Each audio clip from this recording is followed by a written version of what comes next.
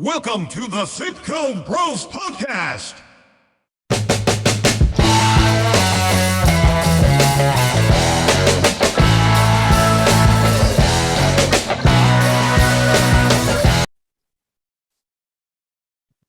Welcome, everyone, to episode 21 of the Zip Code Bros. I'm your host, Michael John Gallagher II, and with us, as always, is Ben Jones and Adam Jefferson. Today's episode is about me.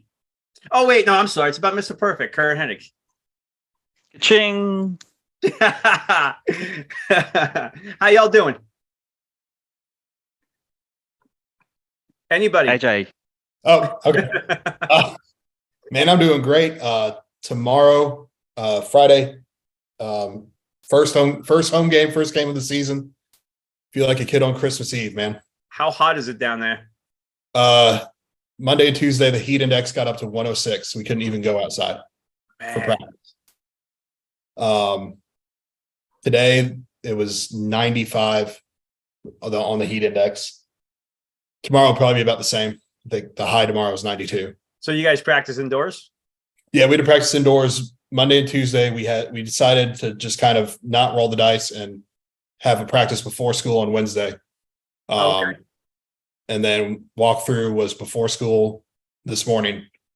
And we're gonna kick everything off. We're gonna kick the whole season off tomorrow night at 7:30. Good luck. Thank you. Oh Good man. luck. How you doing, Ben? I'm doing great. Real quick. Yes. My high school mascot was the West Babylon Eagles, and we had the same exact colors as the shirt that you're wearing right now. Is that right? Yeah. Well, yeah. this is West Coast Eagles. This is the Australian rules football team here, one of the two here in Perth. Unfortunately, we've had the worst season that we've ever had. So yeah, this is just keeping me warm. I'm not wearing it to support them this season. They've been absolutely trash. I think it was the last 5 or 6 games in a row, they've lost by a margin of like 80 or 90 points. So they're not even trying. Wow. Yeah. 80, 90? Yeah. Holy shit. Wow. Yeah.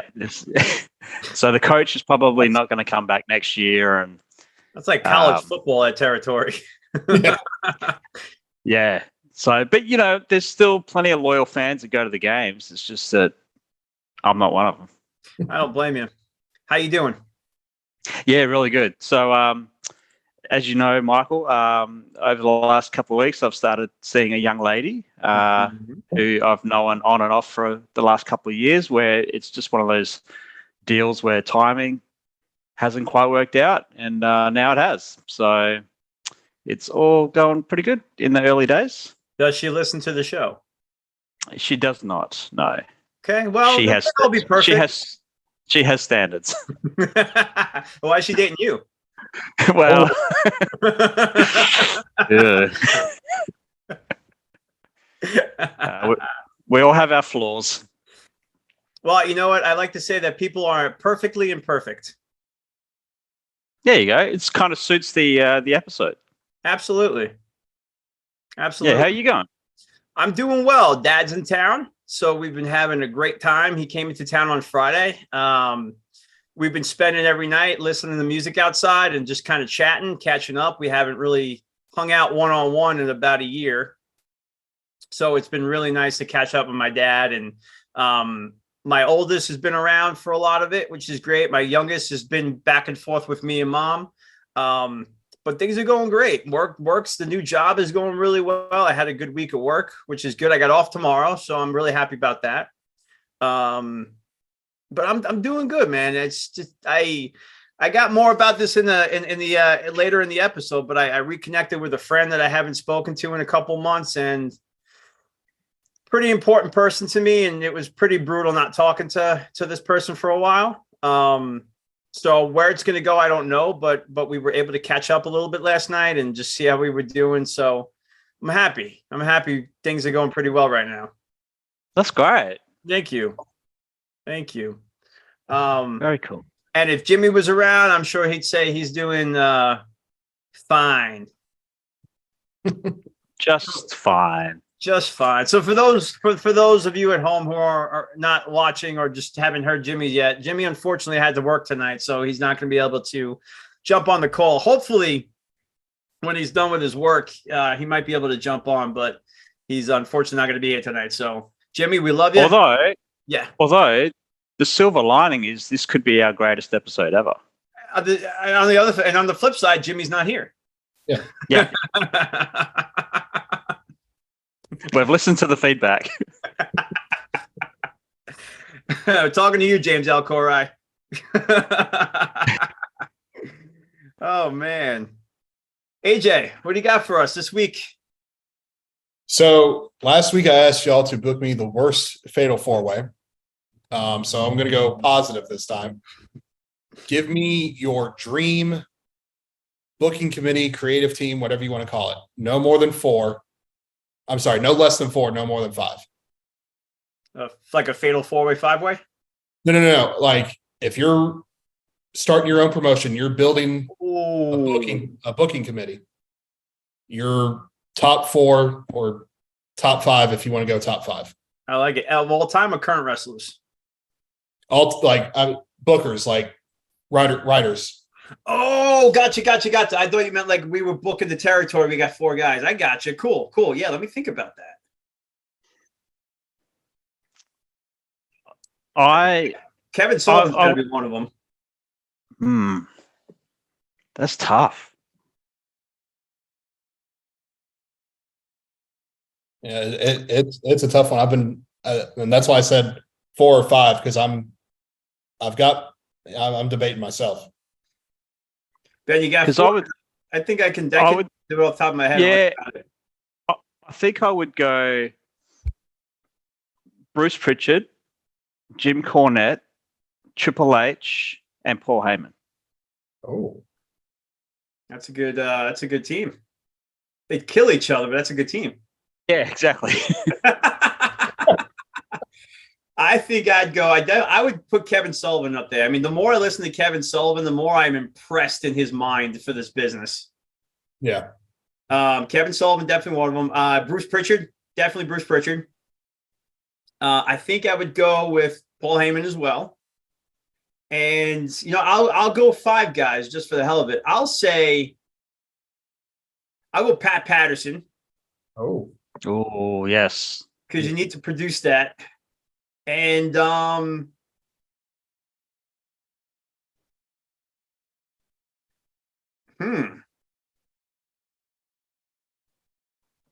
it's not Vince Russo. What? Bro. I mean, it shouldn't be any Vince. Yeah, it's true. I'm gonna stick with that. With Bruce Pritchard, Paul Heyman, Kevin Sullivan, and Triple H. I'll take out I'll replace Cornette with Sullivan. Okay. I'm gonna go Sullivan, Jeff Jarrett.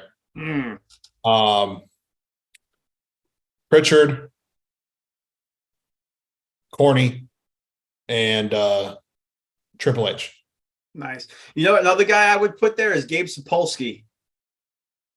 He was a booker of our Ring of Honor when the first first came out. He had guys like Rollins and Bryan and Samoa Joe and Punk. He did a good job with those guys. Yeah, absolutely. Cool. That was fun. Yeah, that was a good setup. So, shall we talk some wrestling? Let's do it. Yeah. Oh, you got the figure. I got the Hasbro already. You know how many years it took me to find Mr. Perfect at Toys R Us growing up? At least 4 years. This is the second Mr. Perfect that they released because the first one was just yellow all around. Now, do you call it a figure or a doll? Figure. Figure, okay. Yeah, I call it action figure. Action figure, that's right. Action figure. So I got a ton of good stuff on Kurt Hennig. He was one of my favorite wrestlers growing up. I don't know how about you guys? Yeah, absolutely. Yep, sure was. He had the whole package. It was great. Yeah. Any of you guys watch his documentary the last couple of days to catch up? I didn't know you had one. Oh yeah, it's on WWE.com. Well, it's on the network. Oh, okay. Yeah, it's really worth checking out. It's like an hour and a half. Gotcha. Have you did you get a chance to watch that one, Ben? No, I have. When did I last see it? Probably about a year and a half ago. But I originally saw it when it first came out on DVD. That's how long ago it was. Yeah, right. So what was your first introduction to Mr. Perfect, Ben, or Kurt Hennig in general, if you knew him before? It was WrestleMania 5 when he took on the Blue Blazer.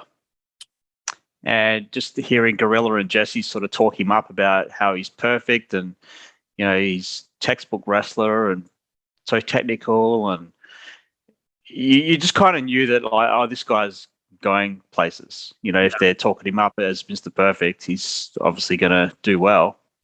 And, so against Owen, WrestleMania 5. Nice. What about you, AJ? When did you first come across Mr. Perfect?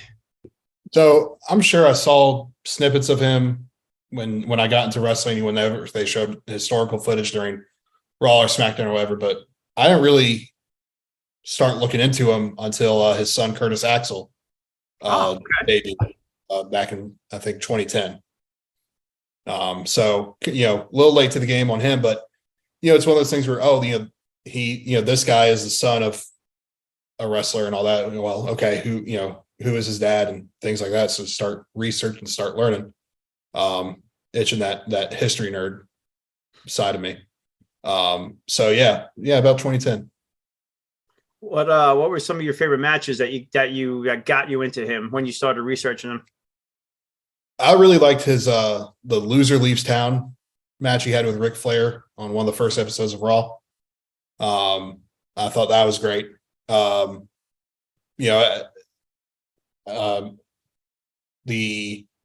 big War Games match where he ends up turning on the Four Horsemen.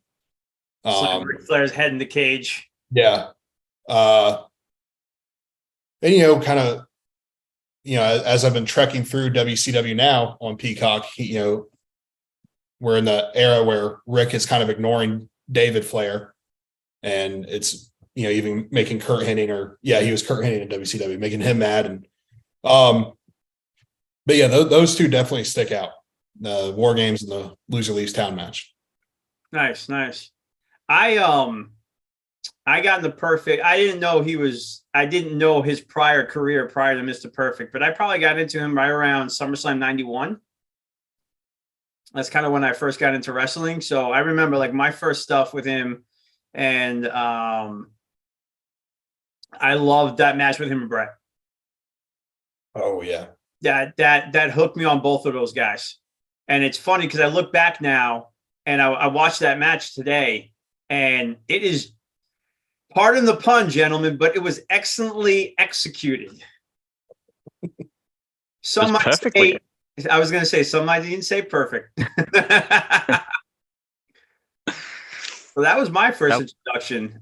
Did you guys ever get to go back and watch some of his AWA stuff, or just his stuff before he got to the WWE full time? No. Like you, Mike, I only sort of was introduced to him as Mr. Perfect. I went back and watched a lot of his Nick. I watched the trilogy with him and Bockwinkel.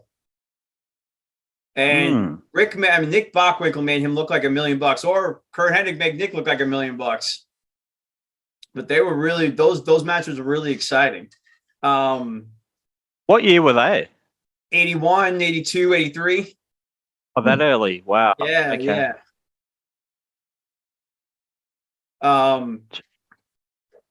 Because he was the heavyweight champion down in AWA, wasn't he? He was.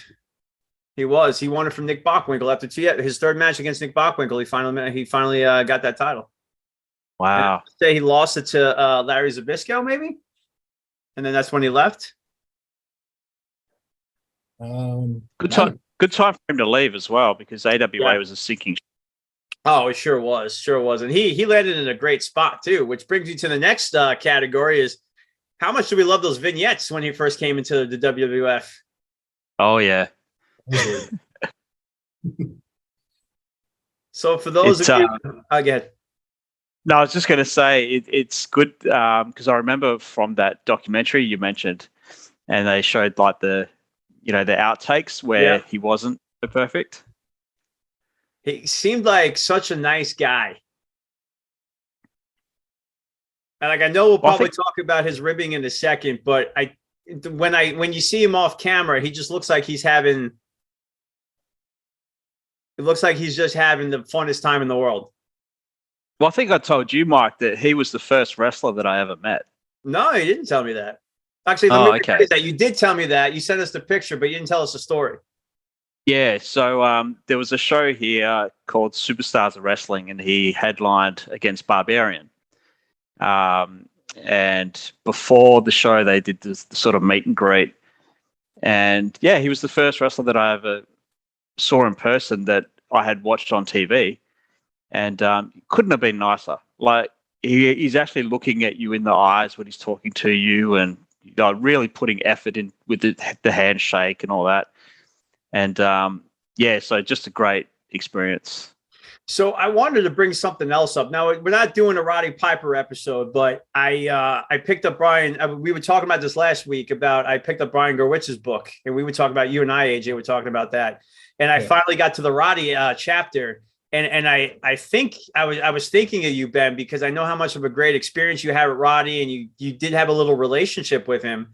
And I was reading about how Brian Gerwitz was he was a huge Roddy fan, and he was very nervous about meeting Roddy. And Roddy was just the nicest guy to him, messed around with him, and it made me think of you. But because you brought up Perfect and the great experience you had, it just made me think of I've been watching Roddy the last couple of days, and just it made me think of you and your experience with him.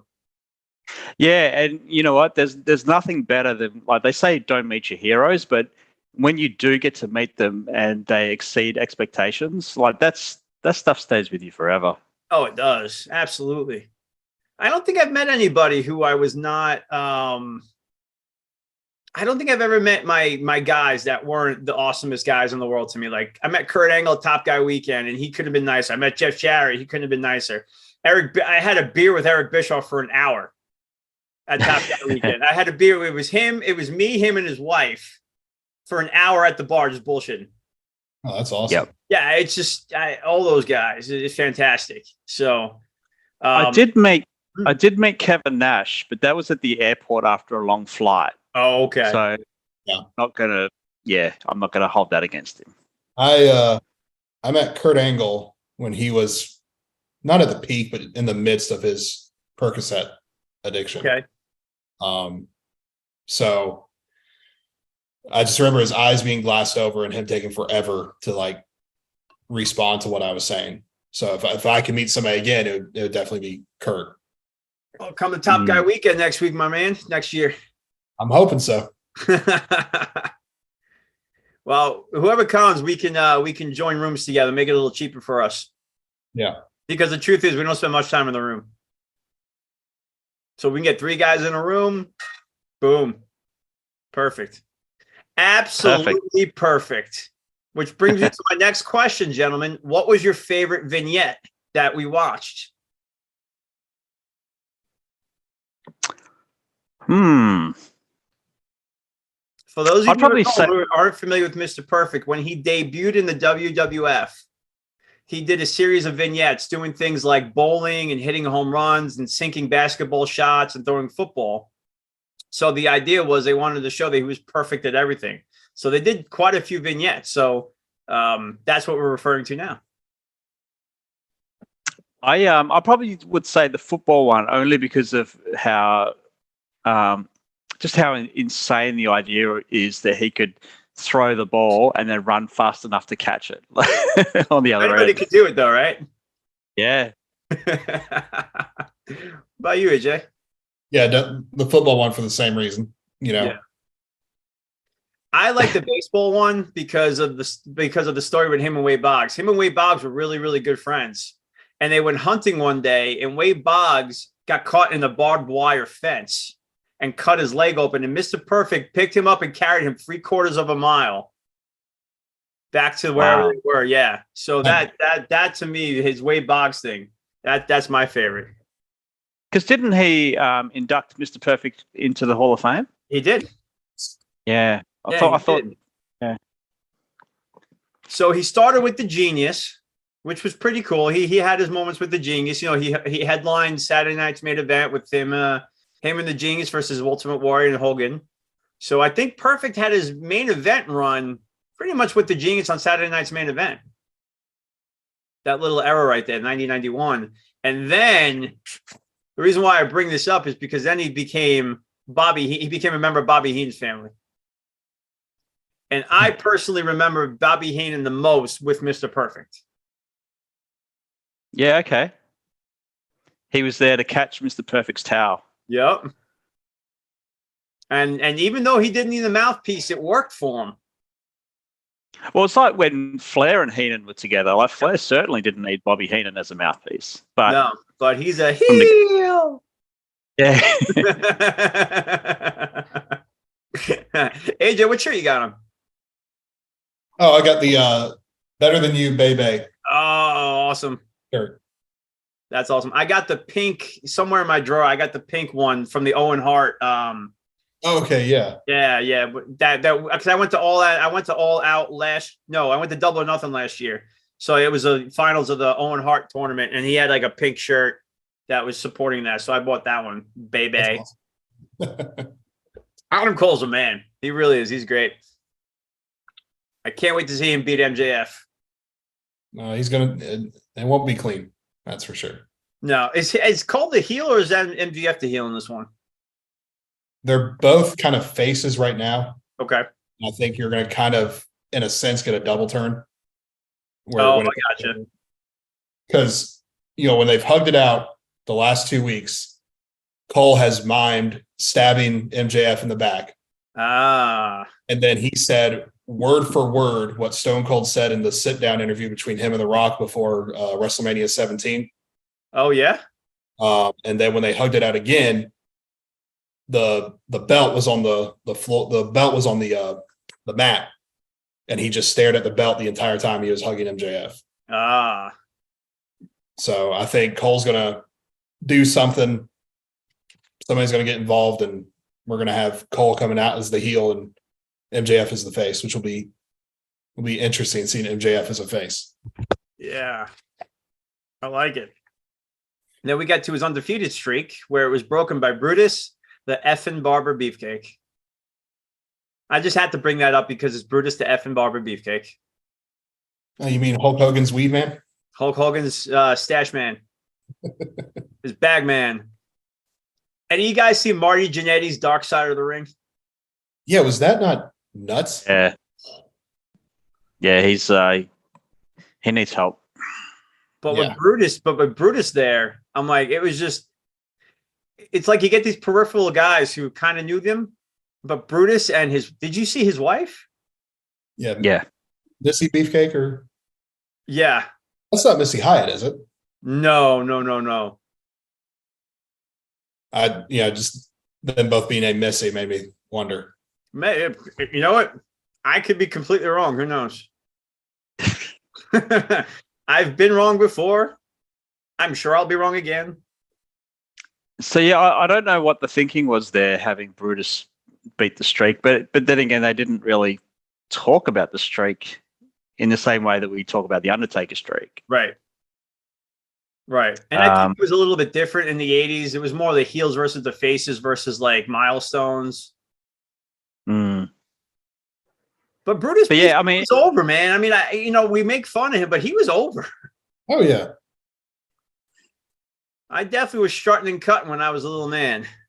I actually, speaking of our action figures, I would make Beefcake the world champion. What? Yeah, exactly. Tell me you just champion. I did. Well, everybody was a world champion. I have 50 Hasbro figures, and literally L50 of them at one point was a world champion. Wow. Dude, I used to have I'll give you guys some ammo for me when you see me. So I would get my wrestlers together and I would make up cards. So like every day I do like Raw and SmackDown. Well, not SmackDown because this is before SmackDown. So I would do a Raw. I do like 4 Raws. I play them out. I do my own little interviews. I do everything like that. And then every fourth event would be a pay-per-view. And I'd write it all down. I would pretend it was coming from the Garden, or it was coming from the Omni, or it was coming from the Cow Palace. And I would make these guys, tag champs. I would do brand splits before there was a brand split. So, and this guy was always the top guy as far as world champ. He was like a 15-time world champion. So you did this last week, did you say? Up till I was about 16 years old. Okay. When I got to high school, I had a friend who collected figures with us. So he had the Hasbros that I never had, like the Texas Tornado, like Dusty Rhodes. So we'd borrow each other's. So I'd have like new fig. I was 16 years old and I'd be wrestling. I mean, I am not embarrassed to say that at all. Well, I thought, yeah, because I was thinking maybe you still do it. I have 2 figures right by my desk. I have a Shawn Michaels figure and I have a Hogan figure that I'll kind of, when I'm on the phone, I'll start messing around with, because I'm talking about stolen cars all day. I need to entertain myself. Yeah, there you go. All right. And what's great about the wrestlers, so the biggest issue that I have now is that the belts that come with the wrestlers now are like lifelike, whereas the belts that came with the wrestlers when I was growing up were shit. Mm. They're like, you'd have this sliver of plastic with the words WCW on it, and that would be it. But now you got like, these belts are like miniaturized, and I'm very passionate about my figures, as you can tell, gentlemen. We might have to do an episode on figures. Dude, that would be amazing. That would be an awesome episode to do. Well, because there's a lot of history there, and I still collect them. I don't open them and play with them anymore, but I definitely still collect them. Do you have the Hasbro book that came out? No. Let me just grab it for you. Yeah. What about you, Adam? You play with action figures when you were growing up? Yeah, growing up I did. I really like building Legos too, man. Legos. Oh yeah, that's fun as well. I can't wait. A couple more years, while it'll be old enough, we can start putting Legos together. That's awesome. Hey, that's cool, man. So this book here is like, for the people watching on YouTube, it's like a history of the Hasbro figures. Like all seasons, goes into like different designs and other merch around that time. Dang.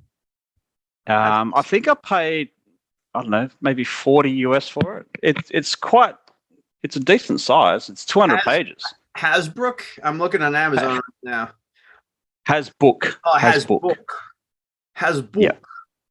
So I'm putting over Greenville. Hasbook will travel. Greenville Nash. Shout out. Oh, this is currently unavailable. I'm gonna save it to my favorites. Maybe eBay has it. They have another one like this for the LJN range as well. Oh, really? Yeah. Which I also have on the bookshelf. I cannot find it anywhere. I'll send you the link that I used to get it. Cool. Excellent. Yeah, I could talk action figures all day. I mean, at the to the point where I'm like, I want to go get some and show y'all. I have 2 really cool. My 2 favorite ones that I still have in packages is I have Champ and Gargano together. The line was the wrestling line was Night of Champions or Champions or something. And so they had like all these guys with their belts on. They had like Farouk with the Ron Simmons with the WCW belt. They have those guys, and 2 of the guys they had was Champ and Gargano. And I don't know if you guys. I'm a huge fucking DIY fan. Love Gargano, love Ciampa. So those are 2 of my favorite ones. And then when we were at the Rumble, I got a big like 24 by 24 poster signed by both of them that Jimmy got me when we were there. So those are my 2 favorite ones. But AJ, you got a smirk on your face. You look like you got something to tell us. No. No, we're just having a good time over here. Oh man. So one of the things that I was watching on his documentary today was he freaking perfect plexed the Big Show when he was in WCW. Yeah. Yeah, and that's the thing I noticed like when I met him is that like on TV he looked like, he wasn't a lightweight, he wasn't a heavyweight, he was just like kind of a normal sized wrestler. But in person, I was really sort of thrown back like how big he was. And that was in the year 2000. So how did you like his? And I'm sure we'll just jump around for right now. What did you think of his comeback in 2002? I thought it was good. It was good to see him back in WWE after his WCW stint. He was able to still do everything he could do. He could still go. Yeah, and he was in great shape. I think he took on Kurt Angle at one point in a dark match. Really? I think so. That would be fun. I know he had a dark match against Lesnar. Well, that might have been a TV one. I think that was a TV one. I remember watching that. Okay. Yeah, because I'm pretty sure he had it, and he fought Austin. Yeah, that's right. Yeah, so I'm pretty sure Kurt Angle got a dark match out of him. Oh, nice. Yeah, or house show or something. I don't know. I remember reading something about it. So this has become the Ben and Mike show since Adam is doing his thing. There he is. All right, I'm back. There you go. There he is, baby. Hey, what's up? So what about some of the matches that Kurt Hennig had that kind of stuck out with you guys? I mean, the two that come to mind, King of the Ring 93 against Brett and SummerSlam 91 against Brett. Do you have a preference? SummerSlam's the more popular match, but I think they had a better match at King of the Ring. I agree with you. I feel like they were just that little bit more established. The chemistry they had at SummerSlam 91, I think they built on top of that. But just a kind of underrated compared to the SummerSlam match. I agree. Yeah. And I think because it wasn't like a finals match, it was like a semifinals match. I think it sometimes gets overlooked. But I think with that one, that was the first match Perfect was trying to prove that he wasn't washed up. Because I think that was one of his first matches back. And I remember Bruce Pritchard saying on the podcast, on Mr. Perfect's podcast, the episode about Mr. Perfect, excuse me, that was the first match that Kurt Hennig felt like himself again. And so it was good. What about you, Adam? What are some of the matches that you enjoyed growing up as you got into Mr. Perfect? Yeah, like I said earlier, Flair and him, loser leaves town. Mm-hmm. The War Games, but also the I know it was in '97. I just can't remember the name of the WCW pay-per-view, but basically him and Flair going at it again in Flair's quest to get revenge on him for what he did. Let's see. Give me a second. Because I think me and Ben were kind of chatting about it early in the week that, he's got the iconic matches with Bret Hart and Ric Flair, but I can't really think of any other iconic matches that he's known for. He's just known to just be good at everything. Yeah, it was World War III, '97. Yes. So yeah, his iconic rivalries and the matches that were within those are definitely remembered, but it's not like there's really a random Mr. Perfect match that just sticks out. Right.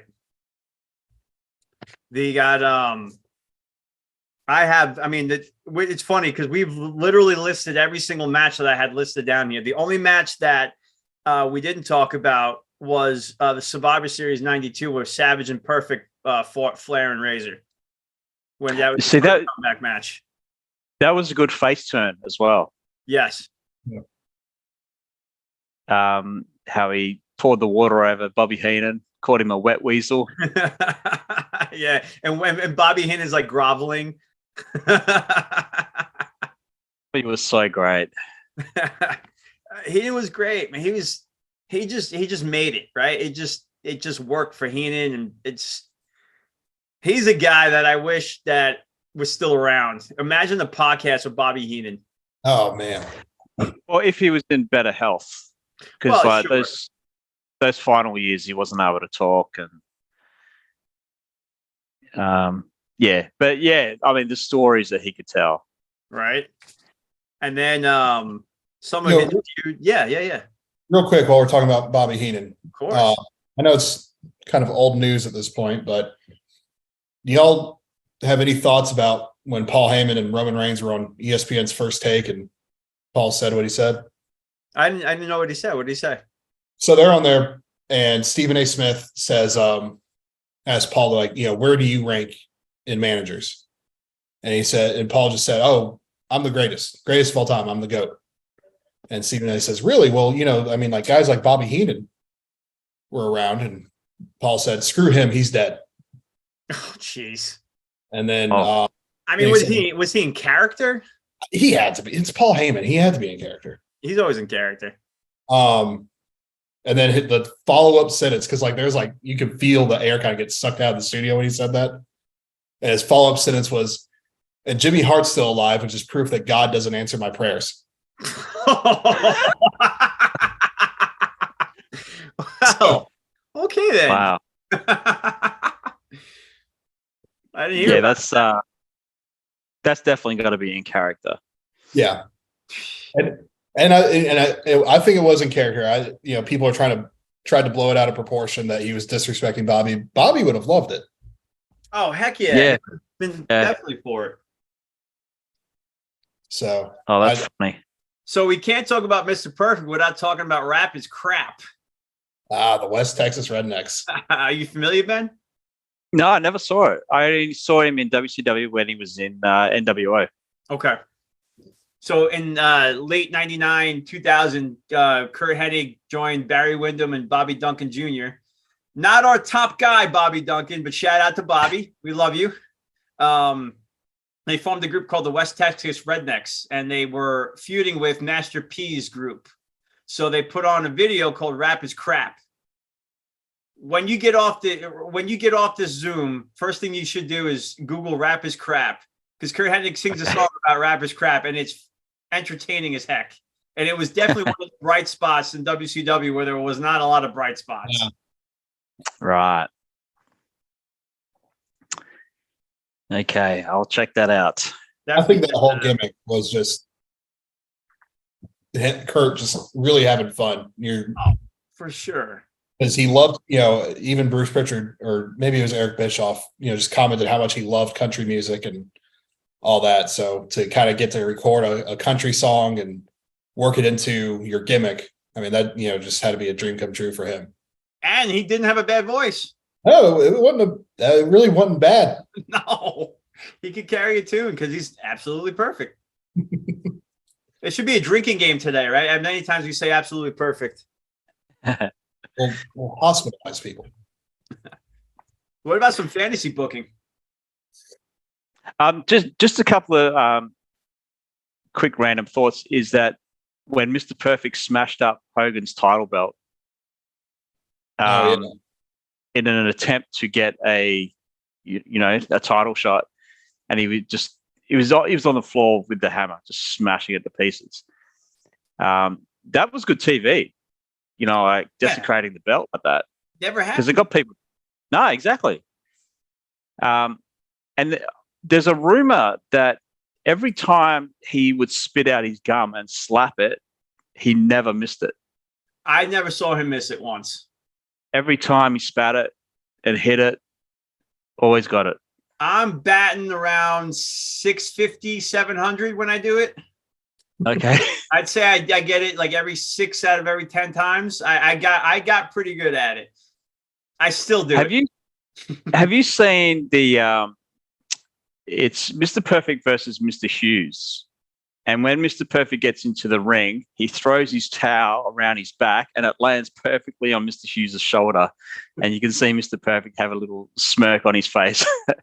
I love the part in the Royal Rumble in 2002 when he came back when he's in the corner and he's getting hit. And then they just, right before the guy was ready to wail on him, he spits out his gum, smacks it, and then he gets hit in the face. Perfect. Oh man, perfect, absolutely perfect, absolutely perfect. But no, I had the Blue Blazer match here. I had Hogan's match here. Yeah, I think a lot of people think of the same things when they think of Mr. Perfect. You know, Adam, you were saying before that there's not a lot of random stuff that Perfect did that, you know, sticks out. It's more of what he did and just his overall body of work, I think, is really how he sticks out. Yeah, absolutely. So damn good. Any other thoughts about Perfect before we go into some fantasy booking? He's perfect plex. Now, it's not a question that's been submitted or anything, but do you think he would have had a better finish or should have had a better finish? I think, you know, the only problem with the perfect plex is you can't do it to everybody. Although he did perfect plex the Giant. Yeah. I think that was my thing, but he also got everybody up for it. I loved the perfect plex. I thought it was absolutely perfect. I just think with his skill set, he maybe could have come up with something a little bit more devastating, perhaps. Yeah, a bit more sort of final, you know. I can see that. Almost like a knockout punch kind of deal, maybe. Yeah, or some kind of not a DDT or, you know, pile driver, or just something that's a bit more like, you know, like that's final, like that's it, kind of deal. Yeah. That's an interesting take. I guess I got so used to the perfect plex, I never really thought of him having another move. Yeah, just something to sort of ponder on. Yeah, pondering easy for you to say. Yeah, something like that. Well, some fantasy booking. Kurt Angle. Yeah. Kurt, like both in their prime. Kurt Angle in their prime. Mr. Perfect in his prime. Yeah. Who's the baby face? Kurt Angle. No. Yeah, Kurt. I think Kurt. And he makes fun of Mr. Perfect being perfect, you know, with his you might be perfect, Mr. Perfect, but I am a gold medalist. And I won it with a broken freaking neck. So therefore, you may be perfect, but I'm a true Olympic hero. Oh, yeah, it's true. You're not the you can't claim that you're the perfect wrestler if you don't have one of these and holds up the gold medal. You got one, Adam? You got a promo for Kurt?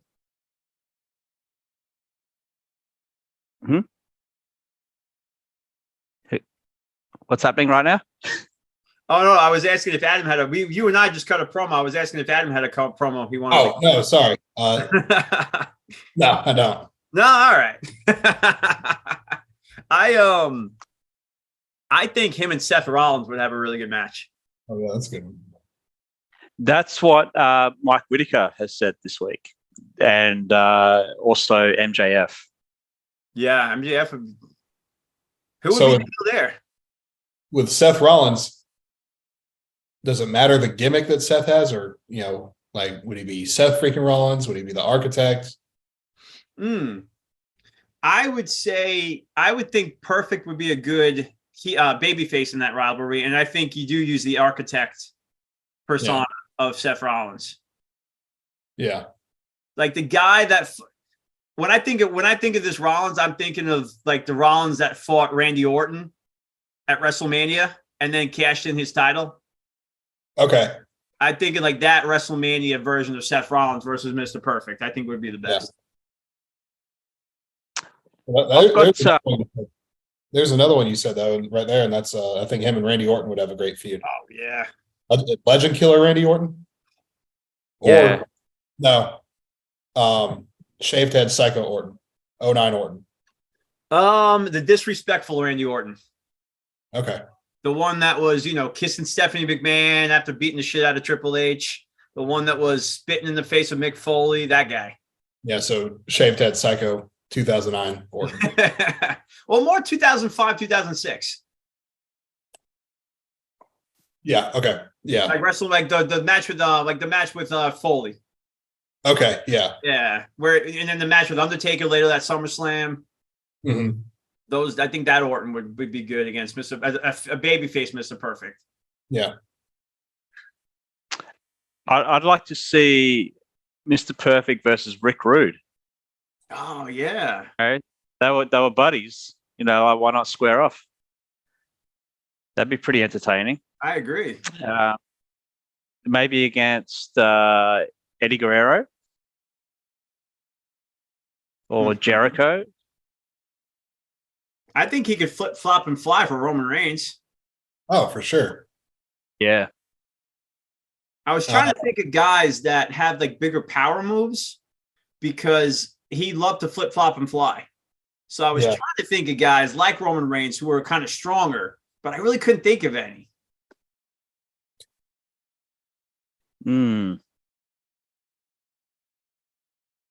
So what about either when Triple H, when he was like the leader of Evolution, or Dolph Ziggler? Oh, well, Ziggler's a perfect clone. Yeah. I mean, he's kind of why he came to mind. Yeah, he's like the perfect mix of Mr. Perfect and Shawn Michaels, Dolph Ziggler. Yeah. I'd like to see him against The Rock. I wouldn't mind that either. Or Mr. AJ Styles. Yeah. Mr. AJ Styles, not to be confused with Mr. Coach AJ that we have here on the show. Yeah. Anybody got any more thoughts on Mr. Perfect before we kind of go on? No, I think we've covered quite a bit.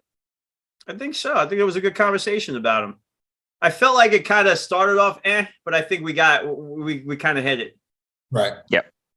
It's, guys like this, Mr. Perfect, like they have, they had their moments and they had their matches, but they're just more of like an overall great guy. And it's hard to like really, we're not behind the scenes like Bruce Pritchard, so we don't know what any of the backstories and stuff like that is, but it's always good to talk about guys that we like. You know what I mean? For sure. Well, it's also easy when you've got someone that's so talented in different areas. Mm-hmm. Yeah. He great wrestler, great gimmick, great on the mic. His presentation, he was perfect. So here's a final question about Mr. Perfect for you guys. Other than Terry Taylor, who would have been a better Mr. Perfect?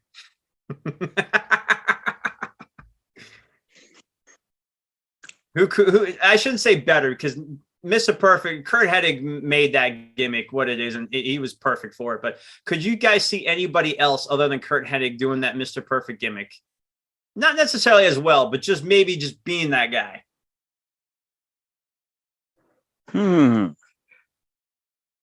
What about Macho Man? Oh, I'm thinking that might be a good idea, huh? Everything I do is perfect, What about Bret Hart? Nah, he didn't have the personality for it. You don't think he could have been a dick like Mr. Perfect? Nah. I appreciate that. But getting back to Macho Man, Macho Man and Mr. Perfect kind of had similar theme music too. Oh, heck yeah. That's a good one. I like that. I think he could have been a good Mr. Perfect. And I got the perfect manager. Yep. He came across like he had the arrogance for it. Yeah. Oh, Macho was great. I went back and I was watching something with the Macho Man the other day, and I'm just like, he was just great. When he was on, he was on. So good. His stuff is great like that.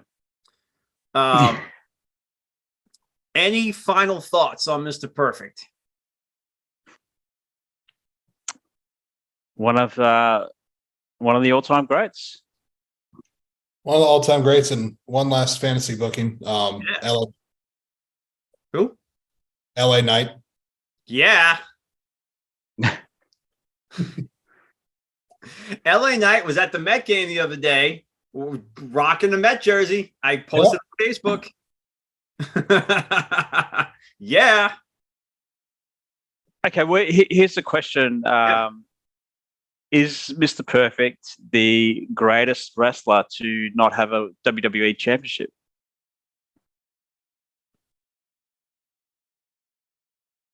I don't know. I kind of think Ted DiBiase is that guy for me. Yeah. Yep. Yeah, it's a tricky one because you've got Jake the Snake, you've got Roddy Piper, you've got all these other guys that were big, huge stars. Yeah, exactly. Yeah. Yeah, it's a tough question. I mean, I think Roddy didn't need a title. I don't think Jake needed a title. I think that DiBiase could have been more, although the $1 million title was a good heel move, but I think he would have been more over if they let him keep the title that he bought from Andre and then maybe just fought Macho Man at WrestleMania 4 or something like that in a one-on-one match. Because it was just such a great storyline. But to answer your question, Whitaker, he was definitely one of the top 3 or 4 guys that never won a title. I asked that question. Oh, Mr. Ben Jones. Oh, I thought Whitaker, that was Whitaker's. No, just I felt like it was a good time to sort of bring it up. Excellent. Because it kind of like he was a great IC champion, and you just kind of think, well, it'd be a natural transition into the main title. He would have been great as a heel champion. Yeah, even if it was for 6 months. Yeah. I think. Yeah, I agree with you. Want to dive into the questions? Yeah, let's do it. So, the question. We've got a couple. Actually, we'll start with Mikhail Galerg. He's a loyal listener. Haven't heard from him in a while, but anyway, it's been a while. It's been a minute. It has been. So his first question is, which color scheme on his singlet is the best? Oh, I'm going to go orange. Orange and just orange, or you like orange and like a different color? Like the orange top and the black trunks kind of thing. Nice. There was a WWE 2K game that came out a while back where he was in it, and it was like this. The singlet was almost all black, but there was like a deep V that was like a powder blue. Oh, nice. Yeah. Oh, that was his outfit when he came back in 2002, I think. Oh, okay. Yeah, that's right. Yeah. That's cool. My favorite one was the blue and yellow. Oh, there you go. Yeah, all blue and then the yellow. Yeah. That to me is classic Mr. Perfect. So Macau also asks about, could you have seen Mr. Perfect as world champion? So we've obviously covered that one. Chris Power, my mate from Melbourne. Hey yo. So he wants to. What was your favorite Kurt Hennig moment in WCW or NWO? Rapper's crap. Yeah, Rapid Scrap or slamming the door on Cage or the cage on Flair. Which was brutal, by the way. Was. They made that look. I don't know. I mean, I don't know if Flair really got hurt, if they did something at the last second where he didn't get his head smashed, but that looked pretty brutal when that happened. That fall brawl. So with the NWO, like, how do you think he fit into that? I think was it a good natural fit? But I think he was one of the guys that they grew too quickly. I would have liked to see him I would have liked to see him longer in the Four Horsemen with a slower turn, rather than like, oh, I'm in the Four Horsemen on the 2nd of July and now I'm an NWO on the 14th of July. I would like to see a little slower burn.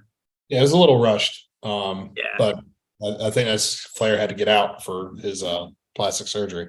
Oh, okay. Because I definitely think when Perfect joined the NWO, that's kind of when we started entering into we're just going to give out T-shirts to everybody. Yes. Not an insult to Perfect. Like if you had stuck with it's all former WWF guys, it would have made more sense. But I mean, I think the Giant was already in there at that point. That's kind of when we started to overgrow the NWO. Yo, absolutely. So Brad Stanton from the Kick Out Crew is up next. Now, shout out to those guys because they are now officially on Premier Streaming Network. Yeah, their first episode dropped today. Yeah, so that's a huge deal for those guys. Yeah, that's some stuff. So Brad wants to know, what did you prefer, Mr. Perfect or the West Texas Redneck? Mr. Perfect. Yeah. Mr. Perfect. Yeah. gimmick comparison, Mr. Perfect had more longevity than West Texas Rednecks. Yeah. The West Texas Rednecks was fun, but I mean, Mr. Perfect is the perfect. So was that just like a one-off song that he did, or did it go on for a little while? I want to say they were, how long were they together, Adam? Maybe 2 or 3 months? 2 or 3 months, but I mean, they made it seem like they went out on like a tour of the country, just selling out like weird, vague outdoor venues, singing one song and then packing up and going to the next town. Yeah. All right.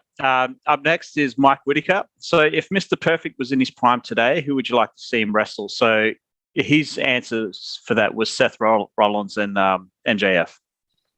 I'll think of another guy. I wouldn't mind seeing Kurt Hennig against a guy like just a guy who can, like a guy like Adam Cole. Yeah. I don't know who would be the heel though. I mean, they both are better heels than faces, but I think that would be just a match to have a match. I would like to see Adam Cole versus Mr. Perfect. All right. Whitaker also wants to know if he was alive today, would he be a trainer, a producer, agent, or something else? Podcaster.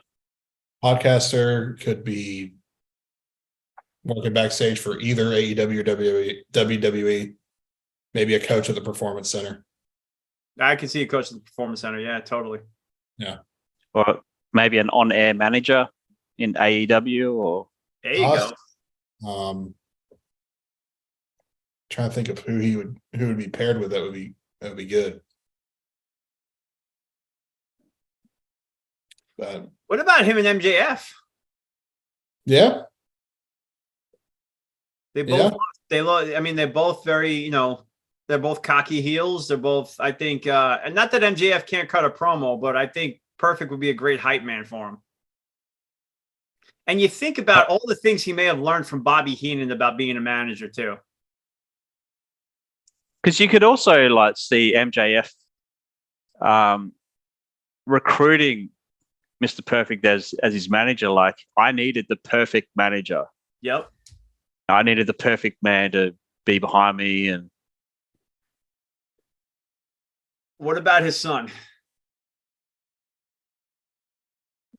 Oh, yeah. Hold on, because that'd be great. But I would prefer it if Curtis Axel was able to use the Henning name. Yeah.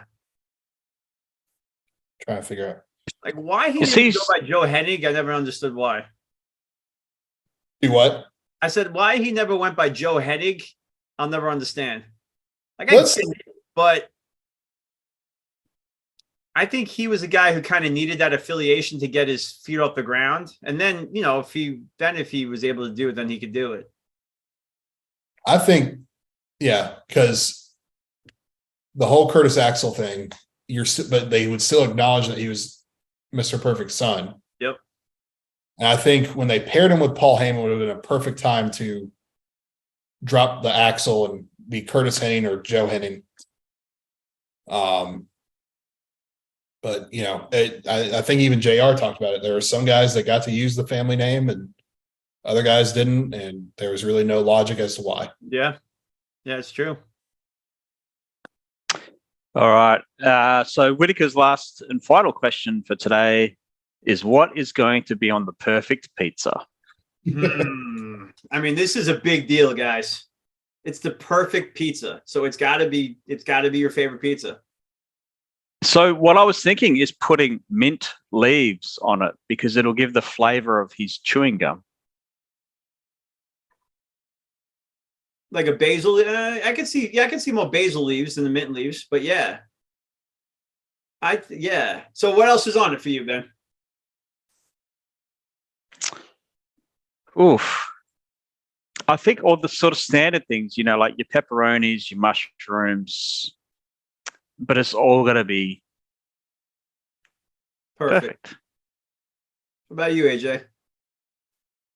Yeah. Again, it has to be perfect. Just your normal toppings, but I would add, as an homage like the West Texas Rednecks, some Texas brisket on there. Oh, there you go. So my perfect pizza is I'm a bit of a boring. I mean, being from New York, it's pizza's a big deal. And I am a bit of a pizza snob, but my favorite pizza is just regular cheese pizza, right? So I would just have a regular 20-inch pie with just mozzarella on it. But I like AJ's idea with the adding a little Texas redneck in there. I would throw a little bit of a hot sauce on there. There you go. Like a little French red hot. The other thing to make it perfect is not to have too much sauce on it, because you want to be able to eat it and not have to wipe your mouth. That's true. Or it's that awful thing where you bite into it and you taste more sauce than the toppings. Yep. Yeah. But you bite into it and the cheese slides off. No. No, thanks. And it's got to be a wood-fired pizza. Yes. Not just a standard Domino's kind of thing.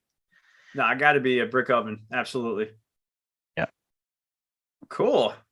Well, thank you everybody for your questions, and hopefully next week we'll have some more. But thank you all for listening. So, what that mean?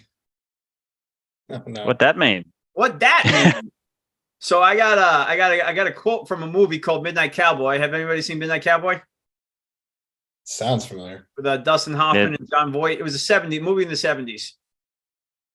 Probably. I can't remember it though. So there's a scene in the movie where he's walking across the street in New York City, and this taxi driver comes out of nowhere and he goes, "Hey, I'm walking here." Ah. Okay. Hey, I'm walking here. Nailed it. So movie trivia, that wasn't planned. No, it wasn't. Real New York taxi driver that ignored all the signs of they're filming a movie, take this detour, and he just kept on driving and almost hit Dustin Hoffman. Yep. So he smacks the hood. He goes, "Hey, I'm walking here."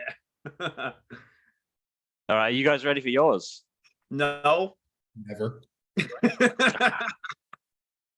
Now, if Jimmy was here, he'd be like, just skip this part. Just skip this part. Yeah. Well, we're not going to. No. We're right. gonna make each other feel uncomfortable. Okay. The place was chock-a-block. The place was chock-a-block. Good. That's your best effort so far. Thank you. The place was chock-a-block. Very good. Man, this is three. Fantastic. 3 for 3 today. Now, do you guys want to guess what I just said? Say it one more time. The place was chock-a-block. Chock-a-block.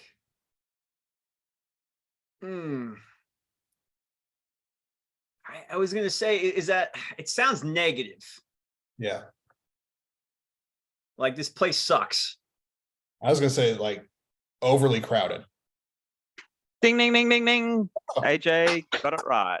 What job, man. Great job, dude. Extremely crowded or full. Yeah. Nice. I'm impressed with you guys.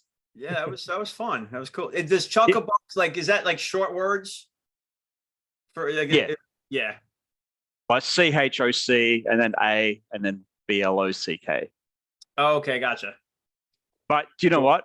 I don't say it. I haven't heard anyone say it, but I know it's a thing. Right. Is it a thing like is it like on the other side of the country? Is that what they say? Maybe. I don't know. Like if I walk into a place and it's like extremely crowded, I'd be like, oh, it's bullshit in here. I'm out. Do you speak any other languages down there? Like, is there any other popular languages in, say, like English? Like the indigenous community, like the Aboriginals, they have their own language, which is native Australians. But no, just mostly English. Yeah. Yeah. Well, because over here, we have a plethora of everything, but I would say growing up, what I've been most exposed to was English, primarily English, but there was a big Hispanic and Spanish speaking population. So like I learned Spanish in high school because that was because I knew a lot of people, especially on the East Coast. There was a lot more Hispanic people over there. Was there anything like that? Like, did you have like, you guys you guys are geographically a little bit different, but like, did you guys have like a population from like another like culture that say came over here and spoke like another language that is pretty popular? No, we're very multicultural, but Mhm. English is like the main language spoken. Gotcha. Yeah, but I know what you mean about the Spanish, because when I visited the US, I noticed how many people spoke Spanish, Yeah. which kind of threw me off a little bit. Yeah. But yeah, no, all pretty much English. Yeah. Cool. Well, great. That was a great segment. That was really fun. What that mean? Yeah. So now I'm going to get a little wishy-washy, if you don't mind, gentlemen. Please. So Mike's music corner this week is a lyric from Carole King's "So Far Away." Y'all familiar with it? Nope. No. So far away, doesn't anybody stay in one place anymore? It was pretty popular hit in the 70s. So anyway, I recently, thank you, Adam. Hey, you tried. A for effort. I did try.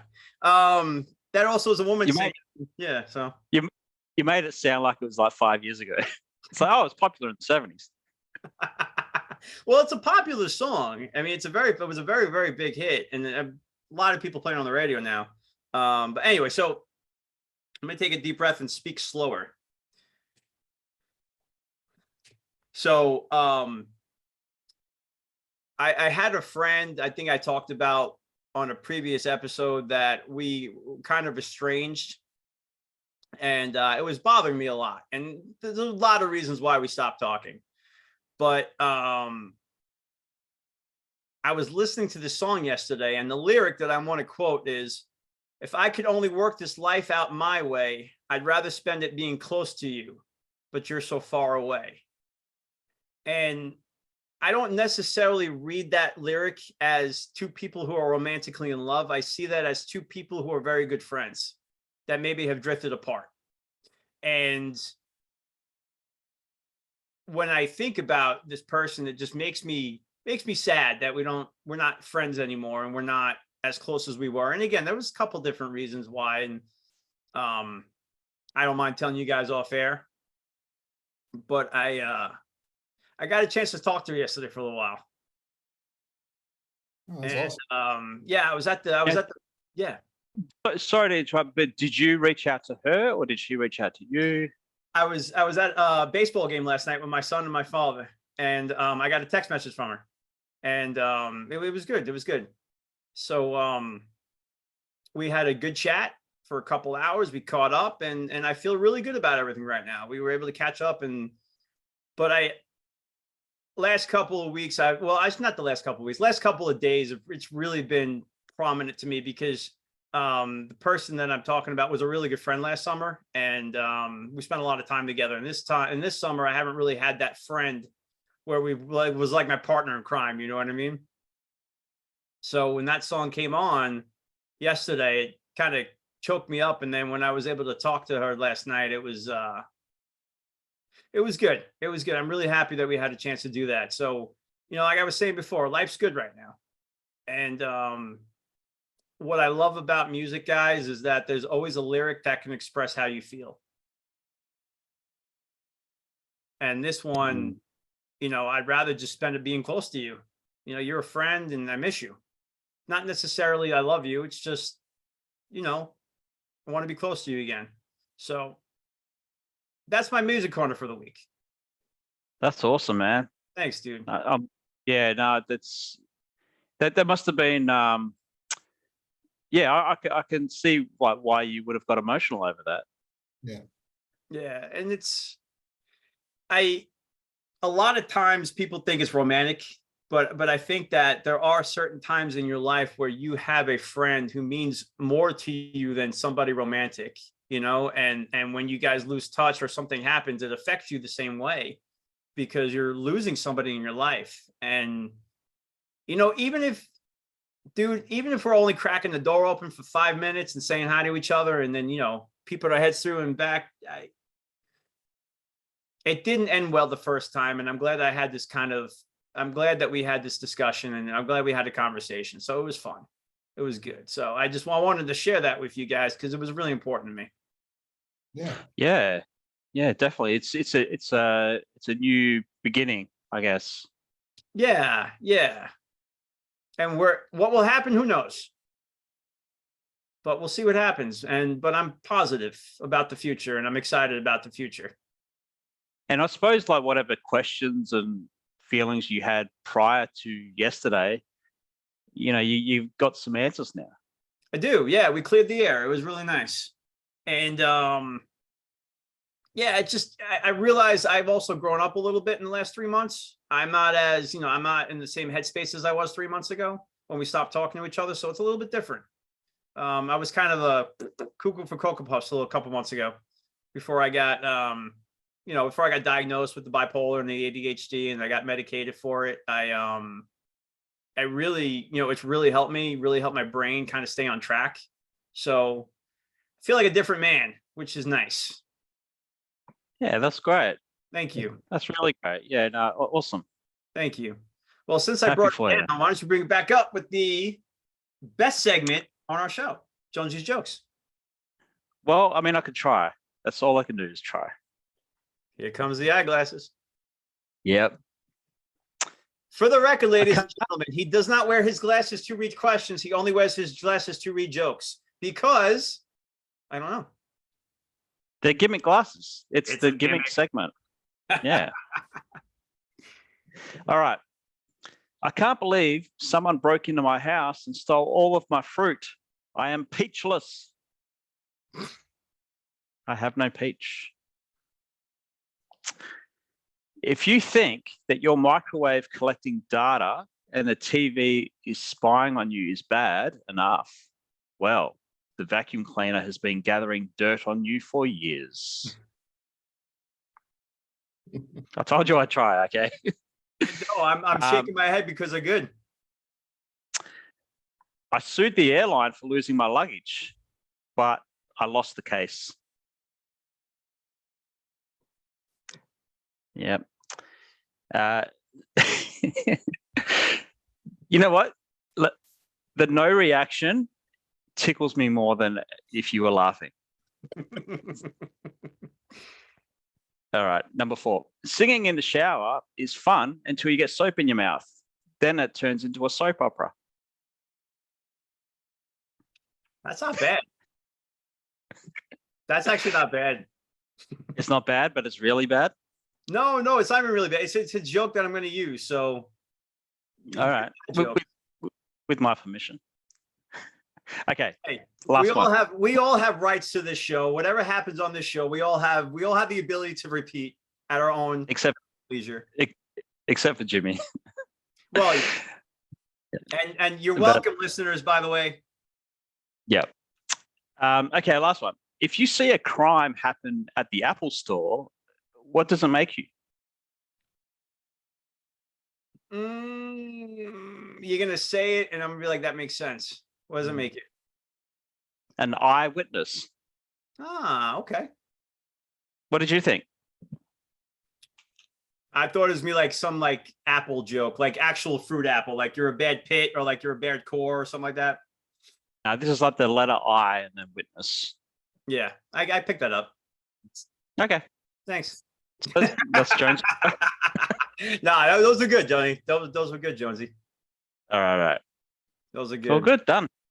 Cool, man. Well, we joked about it a couple of times, but we did miss Jimmy tonight. So, Jimmy, if you're out there listening, hope everything's going well for work, and hope you don't have to work too late tonight. Yeah. And we'll hopefully get you on the next episode. But speaking of the next episode, what do you guys think about covering Andre the Giant? Ooh, that's a good one. Yeah. Sounds good. So I figure we'll throw that in there. So anybody listening, throw your questions out there for Andre. Any stories about Andre you guys have, throw them out there. But we're going to do Andre, and we're going to have fun with Andre because he is such a fascinating guy, man. Mm-hmm. Oh, yeah. Really enjoy watching watching his documentaries and just watching his career. It was really, really nice. So we've got some birthday shout outs to do. Yeah, let's do it. So as of the time of recording, it's Lindsay Lopez and Anthony Pirates' birthday. Happy birthday, guys. Frank Bruno's was a couple of days ago.